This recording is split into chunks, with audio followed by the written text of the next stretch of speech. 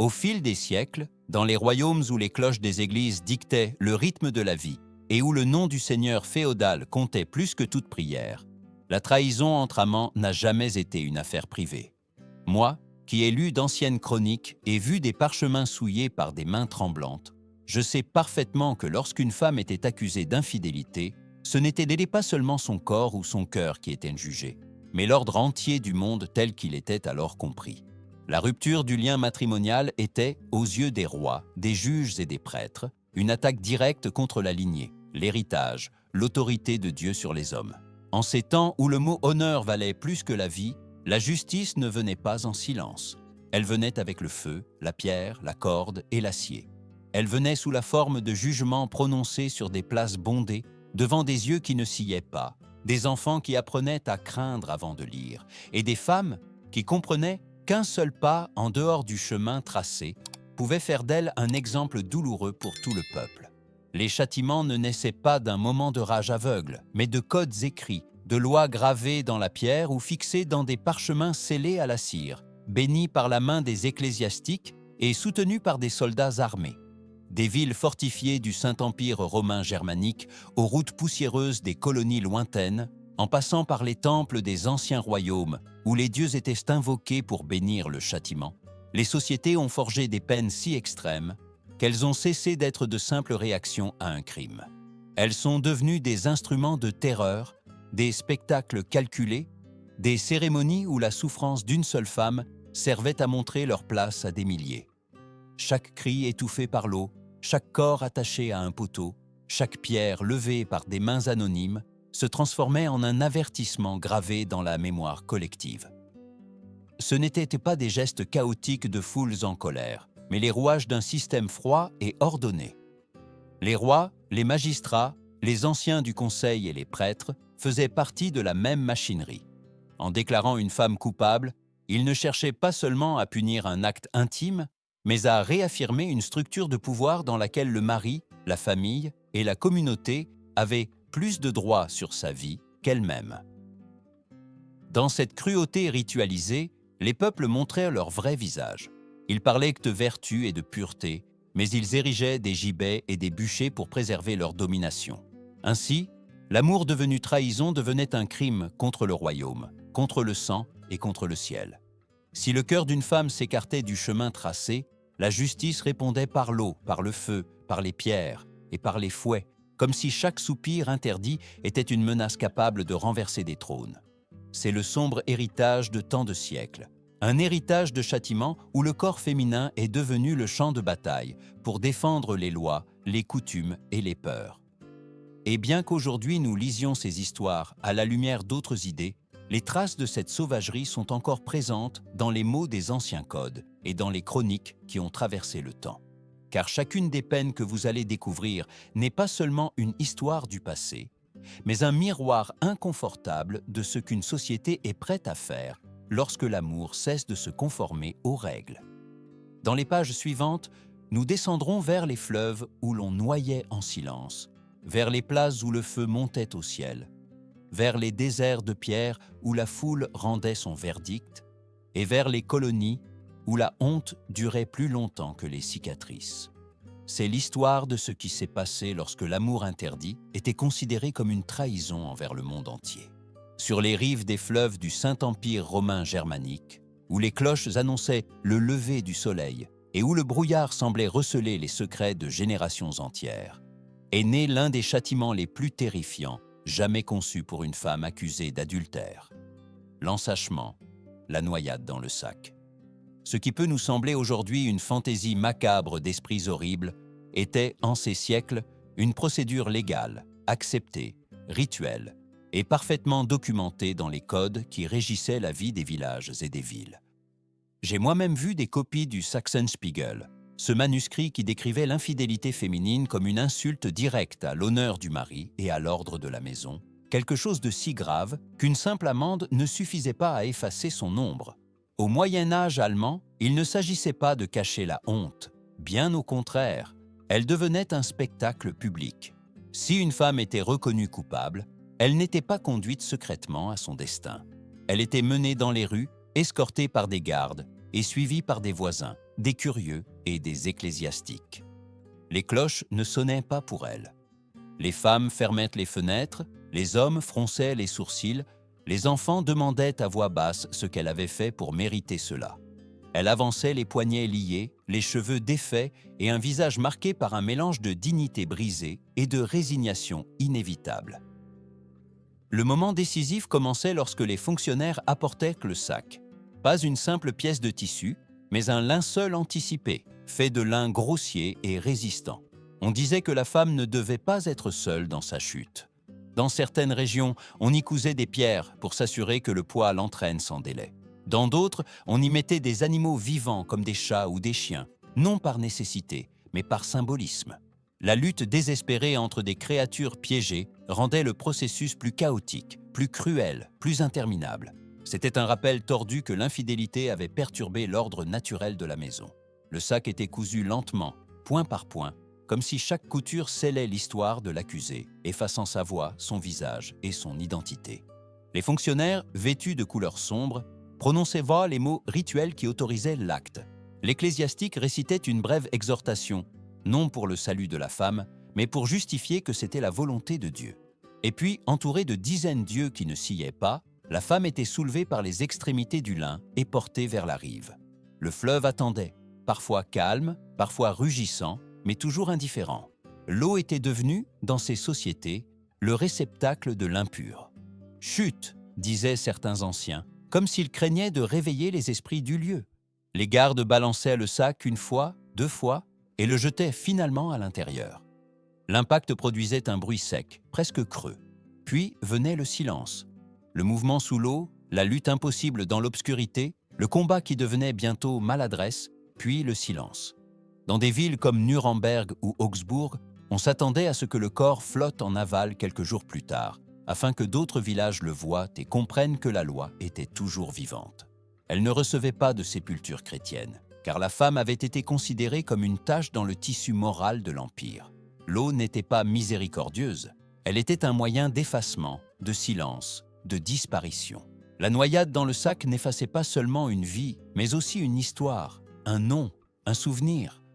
On disait que cette peine était moins sanglante et donc plus appropriée pour les femmes. Mais ceux qui assistaient à la cérémonie connaissaient la vérité. L'ensachement n'était pas une punition, c'était un acte d'éradication. Il transformait la femme en un objet, en un fardeau indésirable destiné à couler là où personne ne pouvait entendre sa dernière supplication. Une méthode froide et calculée pour enseigner que la désobéissance féminine devait être punie non seulement par la mort, mais par l'oubli.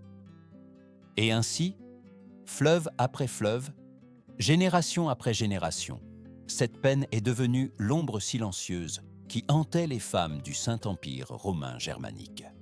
Un avertissement constant qu'un seul faux pas pouvait les entraîner au fond des eaux, enveloppées d'obscurité, tandis que le courant emportait leurs souvenirs pour toujours en aval. Sur les places européennes de la fin du Moyen Âge et des débuts de l'époque moderne, où les crieurs publics annonçaient les jugements avec la même solennité qu'un prêtre élève le calice, le feu devint juge, bourreau et message. Si l'eau allemande effaçait la femme en silence, le feu européen la détruisait aux yeux de tous. Et moi, en tant que chroniqueur qui a parcouru des villages, des villes fortifiées et des marchés grouillants de murmures, j'ai trop souvent entendu la même phrase des juges : « Le feu purifie ce qui a été souillé ». C'était l'excuse préférée pour justifier l'injustifiable. Pour de nombreuses femmes accusées d'infidélité, le feu n'était pas seulement une punition, mais le point culminant d'un processus de dégradation qui commençait bien plus tôt. Une rumeur, un regard suspect, une rencontre mal interprétée ou le mot d'un mari amer suffisait à stigmatiser la femme. Dans cette Europe où l'honneur masculin était fragile et la morale publique extrêmement stricte, l'infidélité féminine fut rapidement associée à d'autres crimes qui, aux yeux des autorités, en faisaient une menace aux proportions presque mythiques. Une femme accusée d'adultère pouvait être qualifiée en quelques jours de séductrice, de pécheresse, d'hérétique ou de sorcière. Et une fois le mot « sorcière » prononcé, il n'y avait plus de retour en arrière. Dans les villes de France, du Saint-Empire romain germanique et de certaines régions espagnoles, Les procès pour immoralité fusionnaient avec l'obsession d'éradiquer le mal spirituel. Le Malleus Maleficarum, ce tristement célèbre manuel censé guider l'identification de la présence du démon, associait facilement l'infidélité féminine à la corruption de l'âme. Si une femme avait trahi son mari, disait-on, elle avait peut-être aussi trahi Dieu. Et si elle avait trahi Dieu, alors son corps était un terrain fertile pour les forces obscures qui devaient être éradiquées par le feu. Ainsi commença le rituel. La femme fut conduite sur la place, non comme une accusée, mais comme un spectacle. On l'habilla d'une simple robe, presque toujours blanche ou grise, non pour l'honorer, mais pour que la foule puisse la voir clairement brûler. Les marchands fermaient leurs étals, les familles se rassemblaient autour du bûcher, et les ecclésiastiques montaient sur de petites estrades en bois, d'où ils proclamaient que ce feu apporterait l'équilibre au royaume. Les tambours marquèrent la progression du cortège. Le poteau, préparé à l'avance, dominait la scène comme un roi immobile. Pendant que la femme était attachée, la foule murmurait. Certains le faisaient par curiosité morbide, d'autres par peur, d'autres encore parce qu'ils croyaient sincèrement accomplir un mandat divin. Le silence n'était rompu que lorsque les crieurs lisaient les accusations. Comportement immoral, trahison du mariage, danger pour la communauté. Chaque mot pesait plus lourd sur elle que les liens qui la retenaient.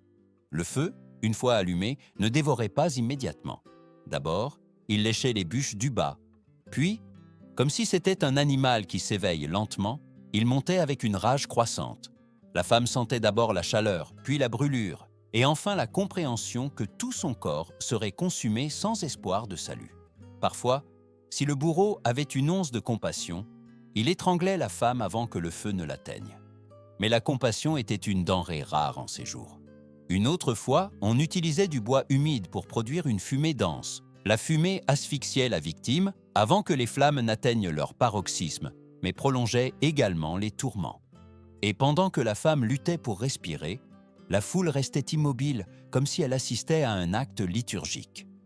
Le feu accomplissait son œuvre en toute tranquillité, et l'air se remplissait de l'odeur du bois brûlé, du tissu roussi et de quelque chose d'autre que personne n'osait nommer. Les enfants étaient parfois forcés de regarder. Les maris, présents ou absents, étaient quasi toujours rappelés comme des victimes de la déshonorée.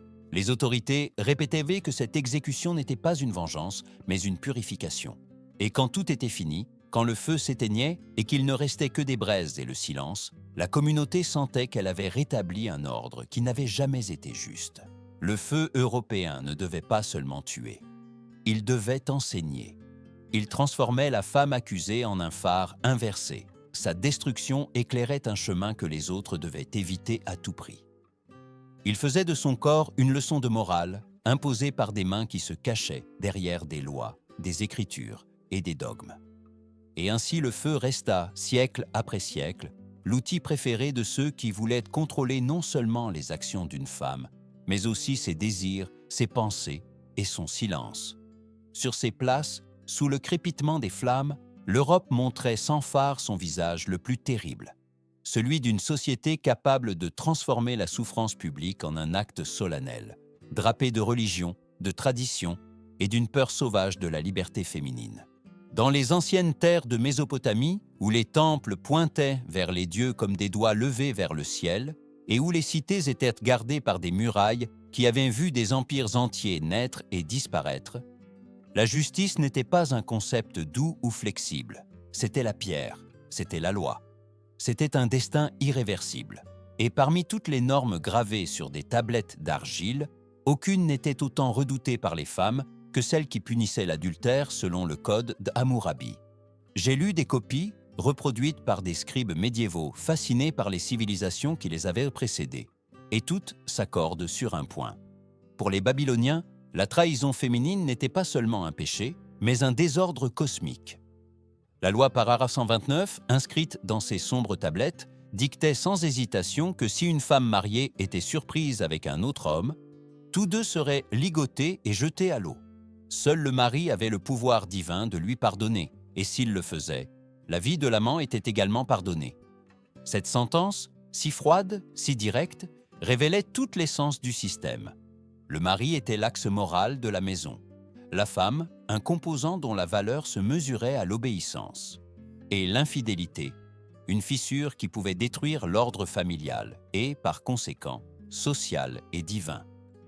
Mais l'eau n'était pas toujours l'outil choisi. Dans de nombreuses cités-États de Mésopotamie, surtout là où la participation publique avait un poids religieux, la lapidation était considérée comme plus appropriée, non pas parce qu'elle était plus propre ou plus rapide, mais parce qu'elle faisait de l'exécution un acte collectif, un rituel où toute la communauté participait à la restauration de l'équilibre que, croyait-il, la femme avait brisé. Et c'est là que l'horreur devient la plus palpable, car la lapidation n'était pas une peine destinée à tuer immédiatement. C'était un processus lent, fragmenté, presque théâtral. Ainsi commença le rituel. La femme était conduite hors de la ville, vers une clairière près du mur ou vers une place ouverte où tous pouvaient la voir. L'air chaud de l'après-midi soulevait la poussière, et cette poussière collait à sa peau, comme pour la recouvrir avant que les pierres ne le fassent. On lui retirait ses bijoux, ses ceintures, ses tissus qui marquaient son statut. La loi était claire. Elle devait être réduite à un corps dénué de privilèges, à une figure vidée de son identité. Elle ne devait rien garder qui rappelle aux personnes présentes qu'avant ce jour, elle avait été fille, épouse, mère, voisine. Parfois, elle était placée dans un trou peu profond. Parfois, elle était attachée à un poteau pour empêcher toute fuite. Il n'était pas rare que le mari soit présent, non pas en tant que personne en deuil, mais en tant que partie du mécanisme judiciaire. Son geste, durci ou tremblant, avait la même conséquence. Il n'était pas là un mari, mais un symbole de l'ordre restauré. Le prêtre prononçait une brève invocation au Dieu, demandant que la violence restaure l'harmonie. Puis, la foule prenait les pierres. Ce n'étaient pas d'énormes rochers. Les lois et les coutumes le précisaient. La mort devait être la conséquence de nombreuses mains, pas du coup d'un seul bras. Des pierres de taille moyenne, lourdes mais maniables, capables de briser des os, d'ouvrir des plaies et de provoquer des cris, mais pas de tuer d'un seul impact. Ce détail, si délibéré, montrait la véritable intention du châtiment. Ce n'était pas un acte rapide d'exécution. C'était un processus de destruction progressive où chaque pierre représentait la condamnation morale de la communauté. Le premier jet venait presque toujours d'un ancien respecté, du mari ou d'un membre du conseil. Cette pierre marquait le début, et toutes les autres suivaient. Les premières blessures étaient petites, mais le corps commençait à se pencher, à trembler, à se protéger instinctivement, bien qu'il sût qu'aucune protection n'était possible. Le visage initialement levé commençait à s'enfouir entre les bras. Les jambes cédaient, et tandis que les coups pleuvaient, la foule devenait un seul organisme, mue par des croyances rigides, une peur superstitieuse et une obéissance aveugle à une loi écrite des centaines d'années auparavant. La lapidation ne tuait pas seulement le corps, mais aussi la dignité. Les vêtements déchirés, la peau brisée, les cheveux souillés de terre. La femme, qui quelques heures plus tôt avait marché sur les mêmes pierres qui allaient maintenant la frapper, était rendue à la poussière, comme si elle n'avait jamais appartenu à la ville qui l'exécutait. Et le plus terrible n'était pas la mort elle-même, mais le message sans équivoque. L'infidélité féminine était considérée comme un déséquilibre si profond que seule la force collective pouvait le corriger. Dans certains récits anciens, transmis par différentes cultures, il est mentionné que la femme perdait connaissance bien avant de mourir. Dans d'autres, que le supplice pouvait durer de longues minutes, voire plus, selon la miséricorde ou son absence, parmi les personnes présentes. Finalement, lorsque le corps cessait de bouger, les anciens déclaraient que l'ordre était rétabli. La poussière retombait, le soleil poursuivait son chemin, et les habitants retournaient chez eux, convaincus d'avoir accompli une tâche sacrée. Ainsi fonctionnait le monde sous la loi babylonienne. Il n'y avait pas de possibilité de se défendre devant un tribunal impartial, ni le droit de faire appel. La femme n'était pas seulement condamnée pour ce qu'elle avait fait, mais pour ce qu'elle représentait. Une menace pour l'équilibre social, moral et spirituel. Et dans une culture où chaque geste avait une signification religieuse, la lapidation devenait un acte brutal, drapé du manteau de la divinité. C'était la preuve que les peuples anciens, pour maintenir l'ordre, n'hésitaient pas à souiller leurs mains du sang de ceux qui avaient le moins de pouvoir. Dans ces pays de briques et de sable, la justice n'était pas humaine. Elle était implacable, absolue et aveugle à la souffrance. Et dans chaque pierre lancée, il y avait une vérité terrible. La communauté préférait détruire une femme plutôt que de laisser sa structure sacrée être remise en question. Dans les colonies puritaines d'Amérique, où les villages hebdomadaires étaient entourés de forêts si denses qu'elles semblaient des cachets d'anciennes créatures et des secrets, la moralité n'était pas simplement un guide spirituel, mais une autorité aussi stricte que n'importe quelle épée médiévale. Bien que des siècles nous séparent, les récits parvenus en Europe décrivent un monde où chaque action, chaque murmure et chaque déviation étaient surveillés avec une attention presque fanatique. Et parmi tous les péchés condamnés par ces colons qui se disaient « fils de la Bible », l'infidélité féminine occupait une place particulièrement dangereuse. Elle ne menait pas toujours à la mort, mais à quelque chose que beaucoup considéraient comme pire, l'humiliation publique, qui devenait une marque éternelle. Dans la baie du Massachusetts, au Connecticut et en Virginie, la vie quotidienne était régie par des lois inspirées de l'Ancien Testament. En 1641, le Massachusetts Body of Liberties déclarait toujours l'adultère comme un crime capital, bien que l'exécution fût rarement appliquée. La communauté avait cependant trouvé des méthodes tout aussi efficaces pour détruire le corps, la réputation et l'esprit d'une femme accusée, les flagellations publiques et l'exposition prolongée au pilori. Et en lisant d'anciens témoignages, je ne peux m'empêcher de voir dans ces colonies un écho lointain des pratiques médiévales européennes, déguisées en piété religieuse. Ainsi commença le châtiment. La femme était conduite au centre du village, un lieu où convergeaient les chemins, les regards et les jugements. Vêtue d'une robe simple, sans ornement, sans rien qui puisse adoucir sa silhouette face aux regards hostiles, elle passait parmi des voisins qu'elle connaissait depuis l'enfance. Certains murmuraient, d'autres se taisaient, non par compassion, mais parce qu'ils savaient que tout geste mal interprété pouvait également faire d'eux des suspects. La honte était contagieuse. Le claquement du fouet dans la main du fonctionnaire résonnait comme un avertissement prématuré. Le poteau de flagellation attendait.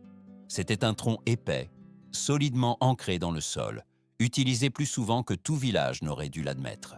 C'est là que la femme était attachée par les poignets. Le bourreau devait, conformément à la loi, administrer 39 coups de fouet. 39, pas un de plus, pas un de moins, comme si le nombre devait suffire à équilibrer le délit, mais pas assez pour tuer. Le premier coup ouvrait la peau. Le second faisait jaillir le sang. Les suivants déchiraient sur des couches de chair que la femme pouvait à peine protéger. Et tandis que son dos devenait une carte de lignes rouges, la foule observait. Le châtiment ne s'arrêtait pas là. Il ne suffisait pas de faire souffrir le corps. Il fallait briser l'identité. Une fois le bourreau ayant terminé son travail, la femme était conduite au pilori, l'instrument le plus redouté d'humiliation dans ces communautés. L'appareil se composait d'un cadre en bois avec des trous pour la tête et les mains. Une fois la planche supérieure fermée, la femme se tenait penchée en avant, exposée aux éléments, incapable de bouger, incapable de se cacher. Là, elle devait rester des heures, tandis que les habitants passèrent devant elle. Certains crachaient près de ses pieds, d'autres jetaient de petites pierres, de la boue ou des fruits pourris. Les enfants, inconscients de la douleur qu'ils infligeaient, se moquaient. Les anciens secouaient la tête, comme s'ils contemplaient un exemple de moralité restaurée. Mais la véritable condamnation était la stigmatisation sociale. Beaucoup de ces femmes étaient forcées de porter la lettre A cousue sur leurs vêtements, un signe indélébile qui proclamait leur crime partout. Ce n'était pas une lettre symbolique, pas une formalité. C'était un stigmate qui restait des années, voire des décennies, leur rappelant, et à tous les autres, qu'elle avait été punie. Chaque marche au marché, chaque service religieux, chaque pas sous le soleil était une exposition involontaire. Où qu'elle aille, la lettre brûlait autant que n'importe quel bûcher européen. Les colons justifiaient ces rituels par des sermons sur la vertu et l'obéissance. Ils disaient que la douleur et la honte aideraient à restaurer la pureté du peuple. Mais ceux qui en étaient témoins savaient qu'il y avait quelque chose de profondément cruel dans la manière dont la femme était transformée en spectacle. Son corps marqué par les flagellations, son visage forcé de se montrer au public, sa dignité brisée aux yeux de tous. Ces peines ne s'intéressaient pas à la justice, mais au contrôle. elle ne cherchait pas la repentance, mais la soumission. Et ainsi, dans ces villages où le vent froid sifflait à travers les maisons en bois et où les lois semblaient aussi rigides que les rochers du vieux continent, la femme infidèle se transformait en un souvenir vivant de ce qui se passait lorsque la volonté féminine entrait en collision avec l'ordre imposé. Les coups de fouet guérissaient avec le temps. Les plaies ouvertes se refermaient tôt ou tard. Mais la honte, les regards des voisins, la marque invisible qu'elle portait dans son âme, cela ne s'estompait jamais. Les puritains savaient très bien qu'un corps peut résister à la douleur, mais un esprit brisé ne se relève pas si facilement. Ainsi, la justice était-elle appliquée dans les colonies américaines, avec des lanières de cuir, des planches de bois et le jugement impitoyable des voisins eux-mêmes. Et à chaque coup, à chaque insulte, à chaque lettre A cousue sur les vêtements, la même histoire se répétait, traversant les siècles et les continents. Le corps de la femme utilisé comme champ de bataille pour maintenir en vie une moralité créée par des hommes qui craignaient davantage la désobéissance que l'injustice.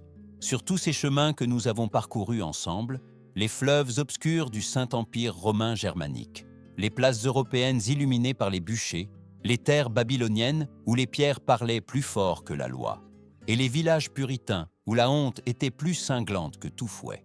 Une vérité se répète, traversant les siècles comme une flèche. Le corps de la femme a toujours été utilisé comme une scène sur laquelle les sociétés déchargèrent leurs peurs, leurs obsessions, leurs incertitudes et leurs besoins désespérés de contrôle.